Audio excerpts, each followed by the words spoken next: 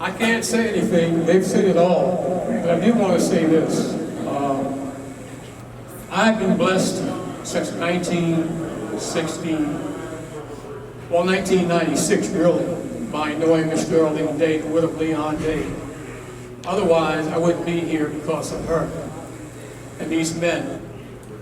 To be able to, in the presence of Mr. Allen, Mr. Sierra, and all the other ball players, the names that are written on my jersey are the ones that I met. But I want to bring us really up to date, probably to yesterday. This might sound kind of weird, but there's a correlation. We all know Steph Curry, right? The basketball player. We know what he did yesterday. If you don't, he had a sprained ankle. And he scored, I think, 40 points or more. 43. Yep. With that sprained ankle. I'm saying this to say this.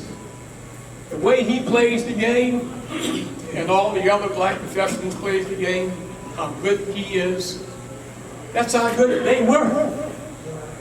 They changed the game. They played small ball. I know. Fast. You see the reruns of Jackie Robinson on first base. He's doing this and doing that. They've never seen that before. What he's doing, he's messing with the pitcher's psyche. He got the pitchers here. Satchel Paige had a couple of hesitations with his pitches. He's had several of them, really. And he would hesitate and break the rhythm of the batter. As me being a baseball and softball player, I know at the bat.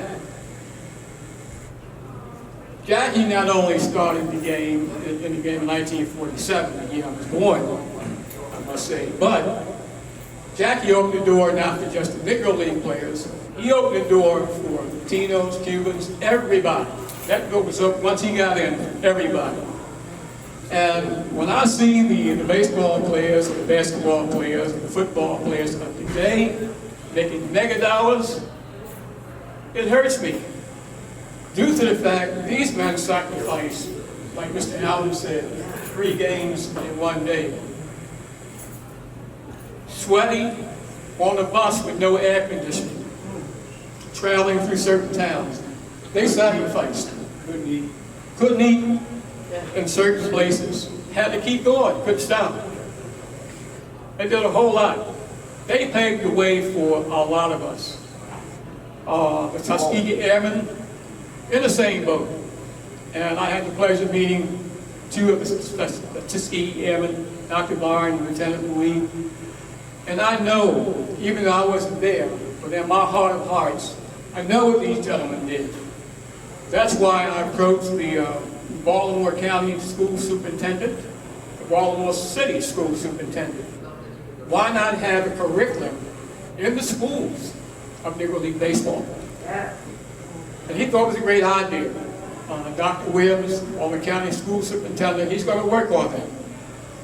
There's so many things that can be done to keep the acknowledgement of these players and the 3 women who played also going. But it's up to us, it's up to the couple back there I talked to, the youngsters, to pass that legacy, to keep it going. They're the ones that's passing the torch. These guys didn't have any racism in them. They played for what? The love of the what? The love of the game. The love of the game. The love of the game. And they set an example. They set an example to me as a baseball player. I have a team now sitting over a group of guys who represent the Negro League because of 2 reasons. Mr. Simmons played for the Baltimore Line Giants. Our museum is named after him. Leon Day was the 12th inductee in the Hall of Fame in Cooperstown. So the name of my team is called the Simmons Days All-Stars. We're the only African-American team playing in tournaments representing the Negro League. And we had a game one year, Mr. Allen, I think you remember this, down in Virginia Beach. I called Mr. Allen up to come up to Virginia Beach from Norfolk without the first pitch, and he did that. But I remember what he said, you guys are playing sissy ball, you playing softball, I play baseball. You know, but I'm saying this to say this, that when he came up up there, and the guys on our team gravitated to him.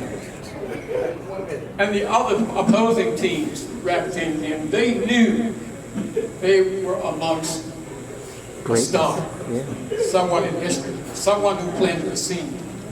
Why can't we continue to plant the seed, keep the seed going in every walk of life? I tell the young men when I talk about the Negro League, especially African American males, due to the fact that when you're around your homies, the first thing, you know how you're scared to humble yourself, say I'm sorry, or pray. Do you know by doing that gesture, it makes you that much stronger at all? That's right. Don't be a follower, be a leader. That's right. On the corners, you see a lot of people, a lot of kids on the corner. There's a Martin Luther King on that corner, Sister Tyson on that corner, a Harriet Tubman. You know, and just don't pass them up and classify everybody the same. But we're not the same. We all are unique in our own ways. I guess I have to stop because, you know, once I get started. Yeah, I'm walking this way. Thank you.